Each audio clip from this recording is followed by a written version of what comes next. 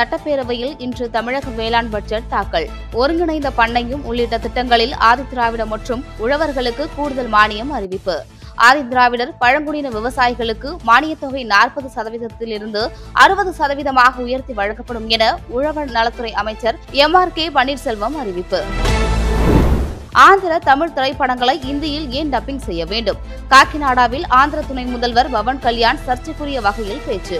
தமிழ்நாட்டில் ஹிந்தியை எதிர்க்கிறார்கள், அதே நேரத்தில் நிதி ஆதாயத்திற்காக தமிழ் படங்களை ஹிந்தியில் டப்பிங் செய்ய அனுமதிக்கிறார்கள். சிலர் சமஸ்கிருதத்தை ஏன் விமர்சிக்கிறார்கள் எனவும் புரியவில்லை. கரும்பு உற்பத்தியில் தமிழ்நாடு இந்தியாவிலேயே 2வது இடத்தில் உள்ளது.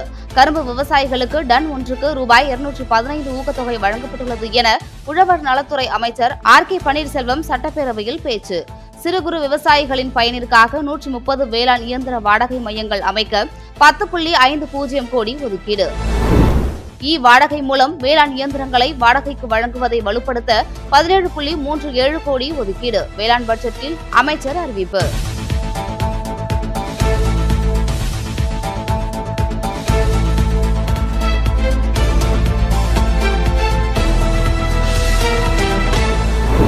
அரசு வேலை பெற்றவர்களின் எண்ணிக்கை குறித்து முதலமைச்சர் ஸ்டாலின் மற்றும் தங்கம் தென்னரசு அளித்த புள்ளி விவரங்கள் முன்னுக்கு பின் முரணாக இருக்கிறது. இருவரில் யார் சொன்னது சரி என்பது குறித்து தமிழக அரசு விளக்கம் அளிக்க வேண்டும். பாமக தலைவர் அன்புமணி ராமதாஸ் கேள்வி.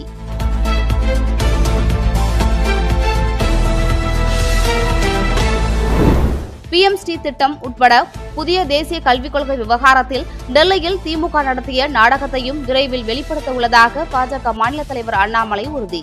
மதுபான வருவாயின்றி உபரி பட்ஜெட் போடும் குஜராத் எங்கே? உட்கட்டமைப்புக்கு கூட நிதி ஒதுக்காத தமிழ்நாடு எங்கே எனவும் அண்ணாமலை விமர்சனம். தமிழக மக்களின் நலனை கருத்தில் கொள்ளாமல் பட்ஜெட் தாக்கல் செய்யப்பட்டுள்ளது. பட்ஜெட்டில் பெண்களின் பாதுகாப்புக்கு நிதி ஒதுக்கப்படவில்லை. ஓய்வூதிய திட்டங்கள் மற்றும் எந்த மீன் திட்டங்களும் இடம்பெறவில்லை. இந்த பட்ஜெட் வெற்று பட்ஜெட் என தமிழிசை சவுந்தரராஜன் விமர்சனம்.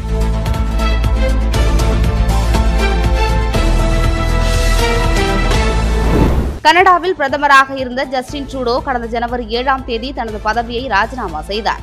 இதனைத் தொடர்ந்து நடைபெற்ற தலைமை பதவிக்கான போட்டியில் லிபரல் கட்சியைச் சேர்ந்த மார்க் கார்னி 1,31,674 வாக்குகளை பெற்று வெற்றி. கனடா நாட்டின் 24வது பிரதமராக மார்க் கார்னி இன்று பதவியேற்பு. சர்வதேச விண்வெளி நிலையத்தில் சிக்கியுள்ள சுனிதா வில்லியம்ஸ் மற்றும் வில்மோரை அழைத்து வர பால்கன் 9 ரக ராக்கெட் இன்று அதிகாலை விண்ணில் பாய்ந்தது.